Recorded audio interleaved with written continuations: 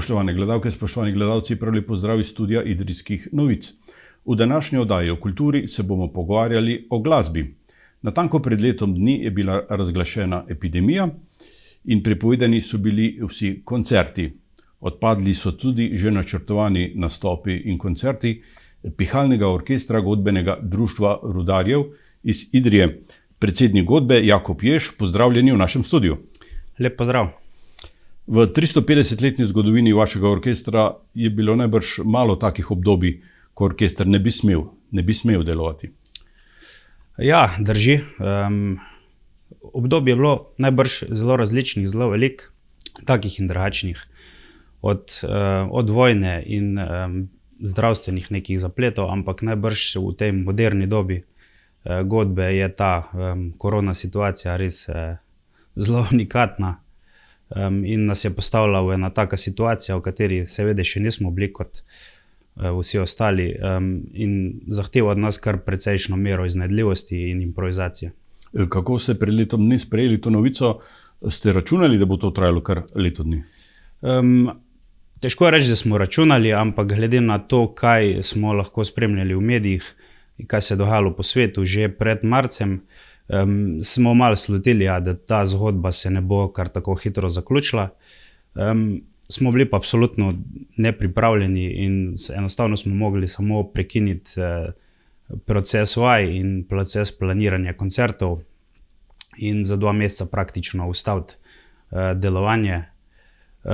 So se pa seveda tudi v tem času, že v teh 2 mesecih, rodile razne ideje, kako bi lahko, kako bomo. Tako da ne nazadnje godbeniki smo, kolikor smo lahko vadili na svojih domovih, eni več, eni manj, in pa pripravljali projekte za naprej. Vaje preko sistema Zoom se najbrž ne obnesejo. To je zelo komplicirana zadeva. Verjamem, da vaje preko neke spletne platforme v glasbeni šoli, ko gre 1 na 1, profesor učenec, nekako funkcionira. V godbi, ko so pa te sekcije, se pravi frakcije inštrumentov, tudi do 8 oseb, je pa to praktično neizvedljivo. Tako da dejansko je bilo oziroma staje še na vsakemu posamezniku, na vsakemu godbeniku, da je pač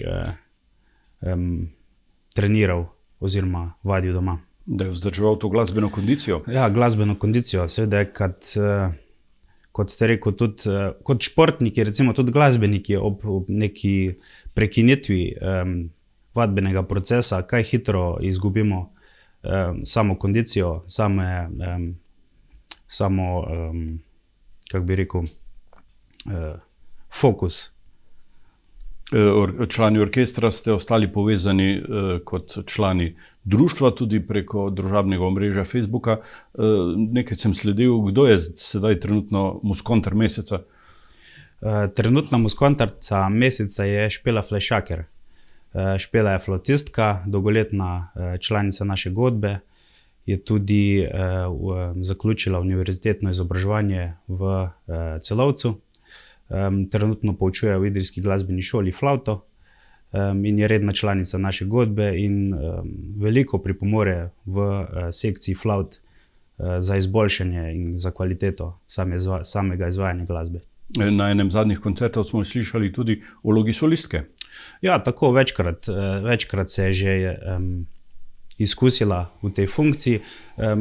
Tako dirigent oziroma umetniški vodja Prezelj vedno daje priliko, se pravi tem mladim nadebudnim glasbenikom, ki so v procesu srednješolskega izobraževanja v smislu glasbe in visokošolskega izobraževanja, kajti treba jih je izpostaviti, treba jim je pomagati, tako da se pravi, da pridejo ven iz te kar velike količine zelo dobrih glasbenikov, ki jih imamo na trgu.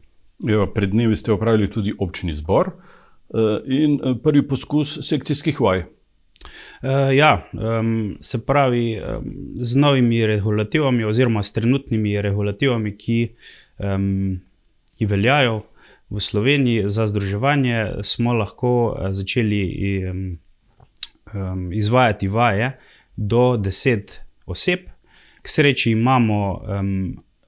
imamo dovolj velik prostor, da lahko teh 10 oseb razporedimo glede na regulative, da poskrbimo lahko za medsebojno razdaljo, vzdrževanje, se pravi čistoče, prezračevanje in pa tudi, da lahko uredimo krožno gibanje, se pravi, da se godbeniki, ki si sledijo na vajah, ne bi srečevali. Je pa to zelo, zelo pomembno, da smo začeli ta proces, kajti eno leto delovanja, dajmo reči, na 1/3 moči, bo in pušča kar velike posledice, ne? Tako na kvaliteti, in je pač enostavno potrebno zelo hitro odreagirati, da spravimo godbenike nazaj v kondicijo, ki smo bili recimo pred enim letom, ne. Je program sedaj kaj prilagojen tem razmeram? Ja, tako. Program je prilagojen tako, da v bistvu je sekcija 9 godbenikov in dirigenta, deluje kot ena mala godba, se pravi kot ena celota. To je namenjeno predvsem trenažnemu procesu, se pravi vadbenemu procesu.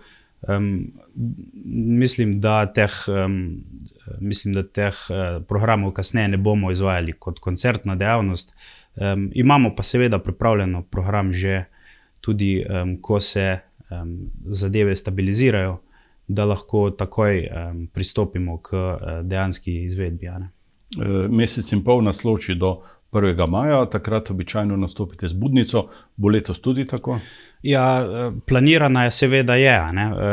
Tudi kar se tiče Budnice, lahko rečemo, da tukaj gre za izvajanje maršev, se pravi koračnic, in ki so nam zelo blizu, in jih tudi poznamo, tako da mislim, da bi lahko v cirka enem tednu godbenike spravili do tega, da bo Budnica za 1. maj, če bo to seveda le mogoče, odzvenjala v najboljši možni izvedbi. Sponzorji, pokrovitelji ostajajo z vami? Ja, k sreči ostajajo. Tukaj se je treba zahvaliti občini Idrija, ki nam stoji ob strani, ter generalnemu pokrovitelju korporaciji Hidrija. Prav tako dejstvo je, da če zdaj pogledamo neko delovanje godbe zadnjih 20 let, brez stalne finančne podpore nikakor ne bi mogli dosegati nek nivo, ki smo ga dosegali recimo do začetka pandemije lanskega marca, ne. Kajti tukaj gre za neke stalne odhodke, tukaj gre za konstantno izobraževanje godbenikov, tako teh, ki prihajajo z glasbene šole, kot nekih godbenikov srednješolske, visokošolske izobrazbe in tudi kasneje, se pravi godbenikov višje starosti, da se pravi se poleg rednih vaj 2-krat tedensko izvajajo še procesi individualnega oziroma sekcijskega izobraževanja pri dotičnemu profesorju. Tukaj gre seveda tudi za inštrumente in vso opremo, ki je pač enostavno potrebno vzdrževati in dokupovati. Tako da, ja, tukaj je cel sistem odzadaj. Lahko pa s ponosom rečem, da ima godba leta 2021, dajmo reči, 95% inštrumentov v lasti, se pravi godbeniki lahko oziroma igrajo na inštrumente, ki jih je kupila godba v svojo last. Potem je pa še seveda naš večni problem prostor. Tukaj je pa malo bolj zapletena zadeva, ampak nekako pristopamo k rešitvi tudi temu. Moramo reči, da godbenikov je 60 približno, ne, aktivnih. Prostor, katerega uporabljamo na vrhu stare šole, je sicer za trenutne razmere do 10 oseb v prostoru zadosten, ampak za 60 godbenikov pa je pa premajhen.